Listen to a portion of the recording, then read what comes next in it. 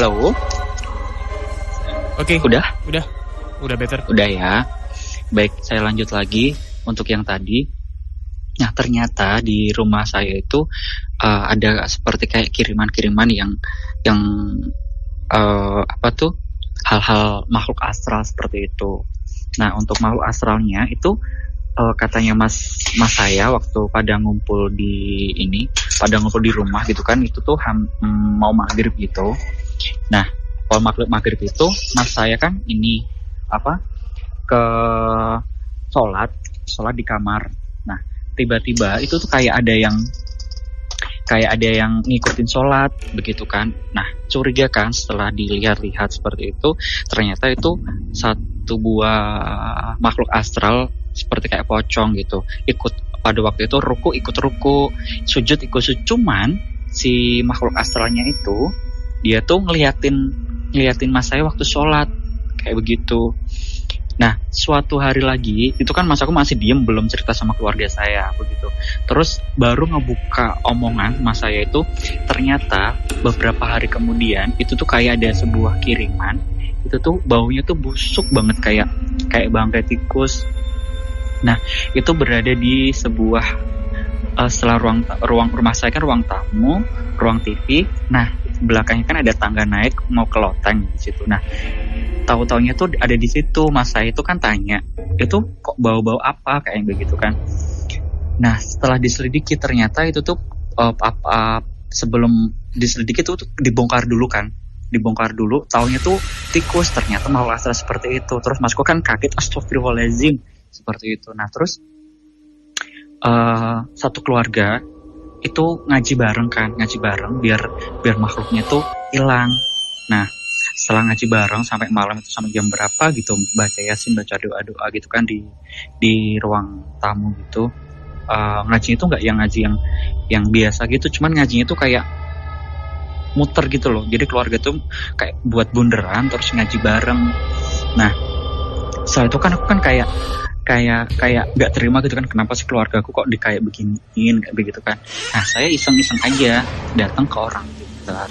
Aku tanpa sepengetahuan orang tua sih sebenarnya, aku datang ke orang pintar nanya sebenarnya keluarga saya itu ada apa sih Pak. Aku kan bilang begitu. Oh, ini bahaya nih Nang, katanya bilang gitu. Bahaya kenapa? Soalnya ini orang yang nggak suka dengan keluarga kamu. Dengan keluarga kamu itu dia udah pakai tanah kuburan. Hah? Maksudnya pakai tanah kuburan? Aku kan nanya gitu. Ya, ini nyerang satu orang. Ini orangnya satu keluarga kamu tuh harus ada salah satu yang meninggal, katanya gitu. Hah? Masa sih Pak? Aku kan bilang kayak gitu. Terus ini solusinya gimana? Udah tenang, nanti saya bantu deh, katanya bilang gitu. Nah, selanjutnya setelah aku ke orang pintar itu, ternyata ada kiriman lagi itu ketawanya itu dari saudara saya sendiri, masih kayak kerabat gitu kan. Dia mau mancing malam-malam lewat belakang rumah saya. Nah, dia lihat itu seperti kayak bola api kecil, kayak bola kasti kan, bola kasti lumayan kecil tuh ya, satu genggaman doang kan. Itu kok kayak api membara gitu loh. Terus kerabat saya tuh jongkok, gak jadi mancing kan, ngeliatin itu terus. Lama-kelamaan itu bola apinya tuh semakin lama semakin besar dan semakin besar. Lalu dia tuh terbang di belakang rumah saya.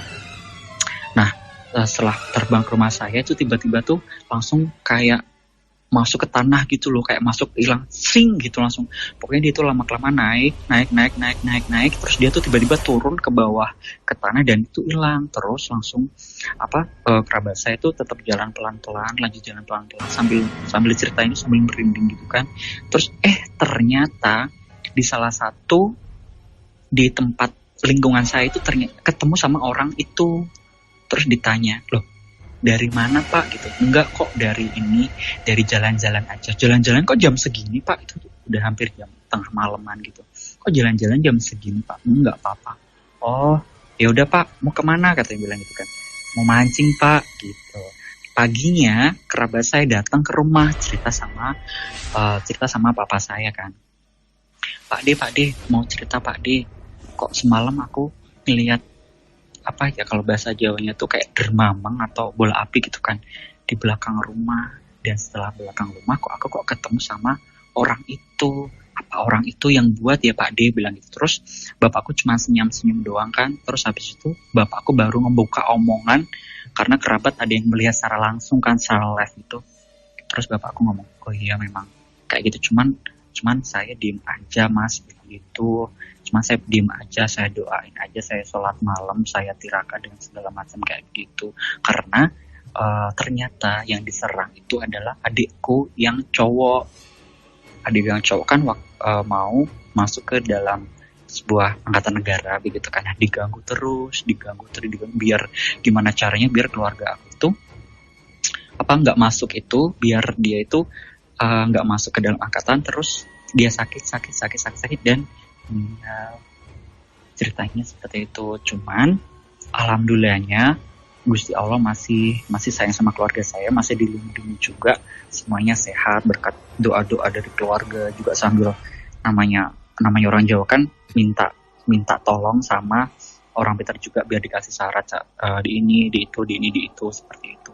Banyak banget soalnya, karena itu pernah budiku juga pas waktu di depan rumah, si orang itu tuh lewat depan rumah saya dan tangannya tuh kayak genggam kayak serbuk gitu kan, dikepiarin di depan jalan yang mau naik ke rumah saya.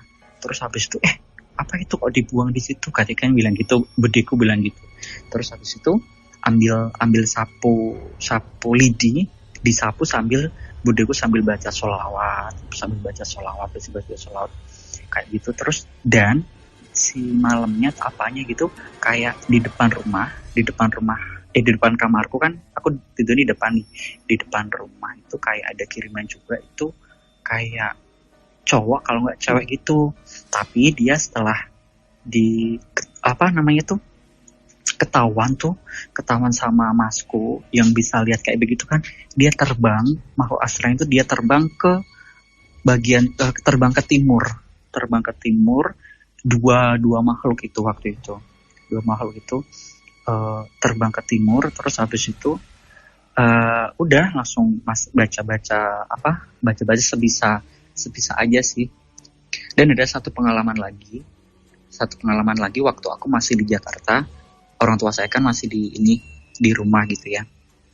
Aku tidur di kasur kan, waktu di kontrakan terdengar kayak suara seperti kayak orang ngorok, cuman aku dengernya cuma 3 kali doang.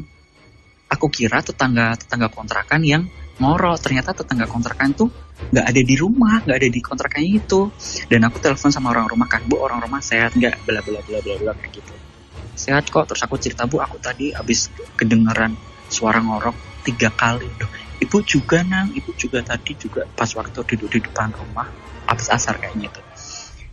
Duduk di depan rumah kan angin kenceng nang, kayak ada suara orang ngorok tuh juga sama 3 kali di depan rumah. Loh bu kok sama, ada apa ya bu ya ini bu ya, aku kan parno kayak gitu kan. Nah terus udah nang baca sebisanya, sholat ngaji di Jakarta, katanya bilang gitu. Iya bu ya. Dan ternyata bapakku yang keserangnya itu apa namanya, badannya panas, terus dia lemes, dan kepalanya itu kayak kayak keluar benjolan gitu, terus keluar nanah gitu loh, keluar nanah, dan lalat hijau tuh udah pada datang tuh di depan TV itu kan, tidurnya di depan TV bapakku waktu itu. Nah di situ terus baca sholawat di Muhammad sambil ngusir ini lalatnya pakai sapu lidi itu kan, kayak gitu. Terus dibawa ke IGD salah satu rumah sakit, dari tensinya normal, dari detak jantungnya normal, dari suhu tubuhnya itu juga normal, semuanya, dari tensi darahnya pun juga normal. Tapi bapakku tuh merasa menggigil, tapi dipegang tuh panas.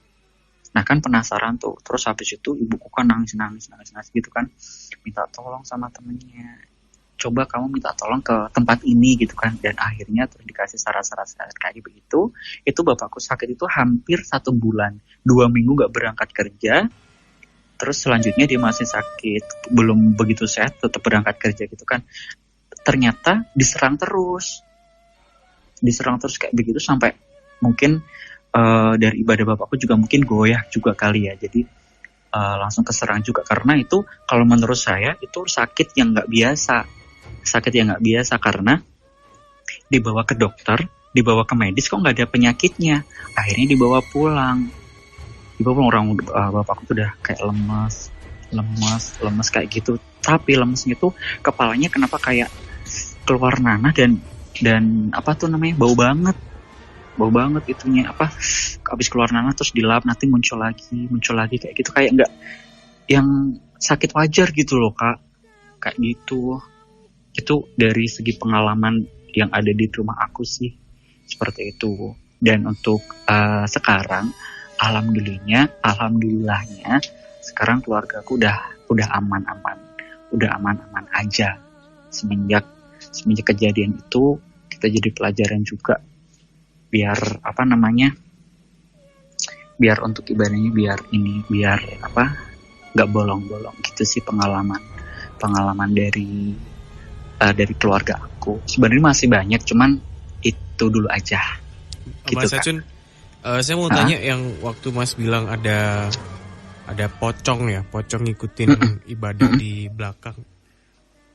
Bagaimana bisa tahu?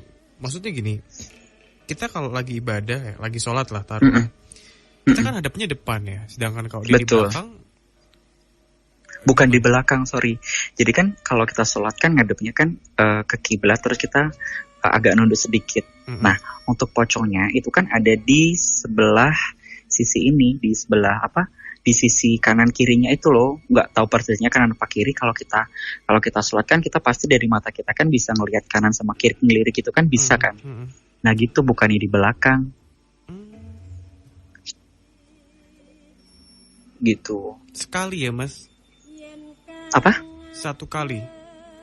Itu satu kali. Terus yang di tangga rumah di loteng kan dulunya buat bekas nyimpen barang kayak baskom, kayak dispenser yang nggak kepake, sama piring-piring kan di atas dulunya. Nah di tangga itu kata masku itu tuh ada pocongnya tuh yang udah busuk. Paham nggak? Pocong yang busuk kan udah yang warnanya kayak begitu gitu kan. Itu kelihatan penampakannya atau cuman baunya? Aromanya aja. Setelah dulu kan di bawah loteng, di bawah tangga itu kan ada barang-barang banyak tuh. Nah, taunya tuh ada tikus mati di situ, dan ternyata setelah dibuka, dibersihin semua itu nggak ada apa-apa. Terus akhirnya masku datang, dan ternyata mas kan bisa kayak ngelihat hal-hal yang kayak begitu. Nah, ternyata itu ada yang kiriman itu pocong busuk, pocong yang udah nggak karu-karuan tuh loh, kayak gitu. Dulu sih nggak seterang seperti ini ya di rumah aku. Maksudnya suasananya itu kayak gimana sih kalau yang banyak kiriman makhluk kayak gitu kan, orang tua sering kayak uring-uringan, kayak nggak tenang gitu loh, kayak gelisah. Oke. Berarti itu prosesnya sangat panjang ya Mas ya, nggak cuma sehari dua hari ya? Panjang banget. Orang waktu itu adik masih pendidikan itu masih tetap dikirim terus kayak gitu. Jadi bapak sama ibuku tuh tirakat tiap malam sholat kayak gitu. Jadi prosesnya tuh hampir 1 tahunan deh kayaknya. Proses untuk rumahku jadi aman kayak gini tuh lama.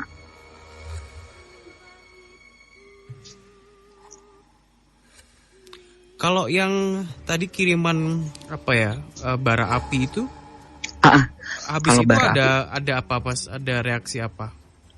Kalau ada reaksi sih, itu orang tua nggak cerita pas waktu ada reaksi itu, karena itu memang kerabat aku yang benar-benar melihat yang sebelumnya bola apinya itu yang sekecil bola kasti, dikirain tuh lampu, kayak lampu belakang kan biasanya kan yang gelap tuh, yang apa itu namanya, yang warna kuning. Ternyata itu setelah dilihat terus sama ini, dia tuh membara gitu, kayak apa sih namanya, kayak bola api yang apinya gede tuh loh, kayak gitu. Lama-kelamaan tuh gede kayak gitu. Terus kalau semisal kerabat aku nggak lihat kan nggak mungkin cerita sama keluarga saya dong, kayak gitu. Jadi langsung paginya datang ke rumah, cerita apa adanya yang dilihat semalam itu di belakang rumah gitu.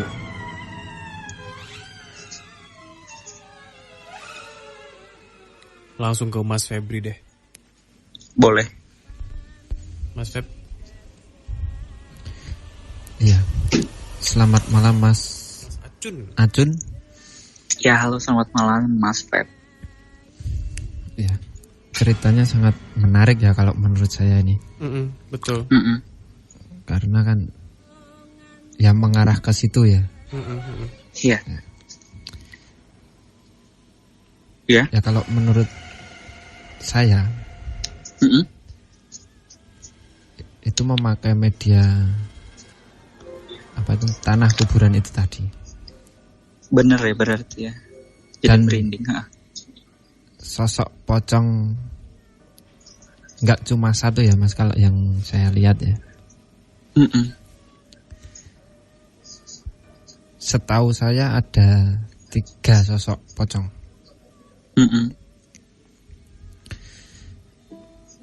Kalau yang seperti kemamang tadi ya, bara api, itu kalau menurut saya bukan kiriman ya itu ya.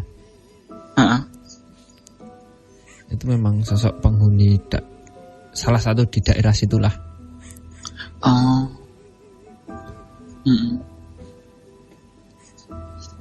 Tepatnya di pinggiran sungai ya. Oh iya betul.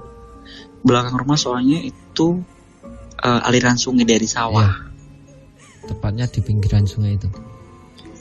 Mas Acun boleh digambarin gak sih daerah rumah Mas Acun tuh kayak gimana? Ini belakangnya jadi kayak kebun ya Mas. Belakang rumah tuh masih tanah milik keluarga, masih kayak ada kebunnya, terus belakangnya tuh ada jurangnya gitu. Ada kali, betul ada jurang, ada kali kecil gitu kan, terus belakangnya lagi ada sawah-sawah. Ada juga di sawah itu ada daerah yang nggak boleh dilewatin sama orang-orang PNS gitu.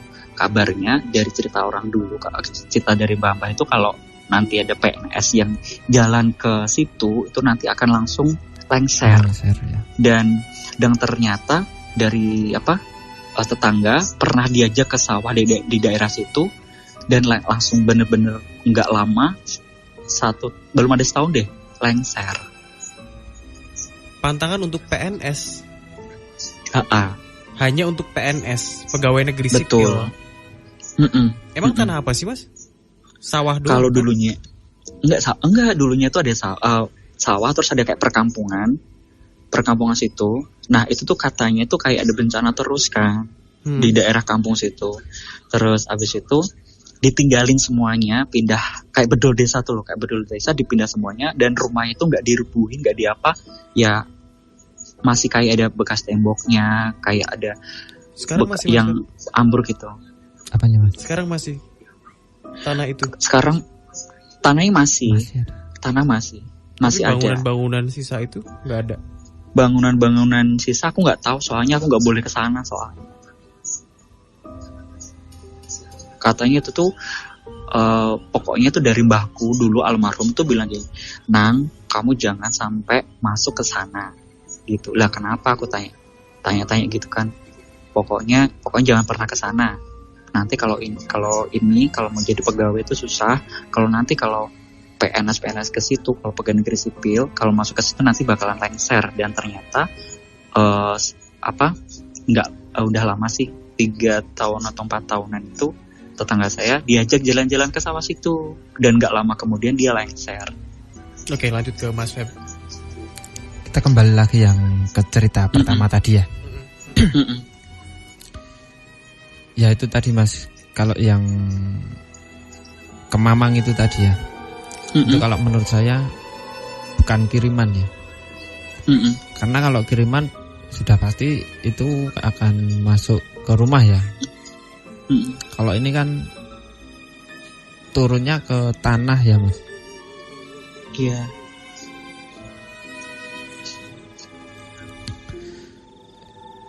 Maaf Mas Acun, kalau boleh tahu kalau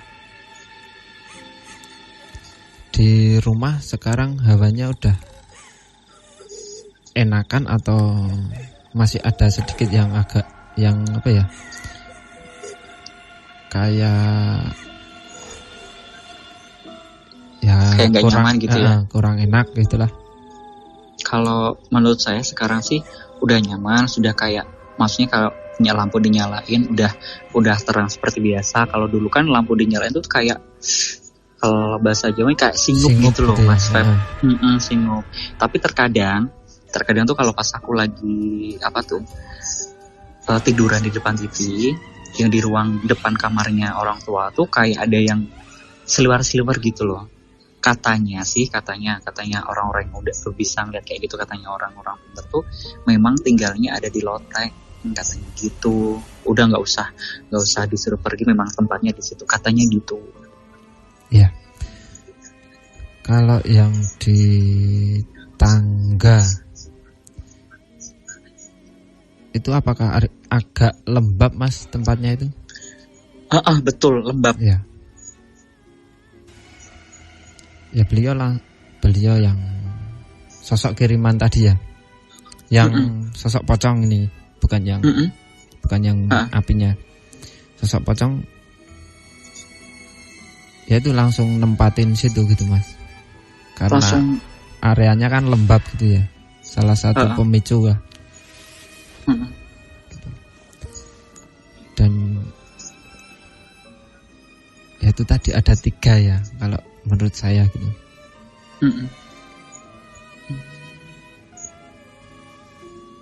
Tapi untuk yang di tangga udah nggak ada ya, Mas Feb, ya, yang pocongnya itu ya?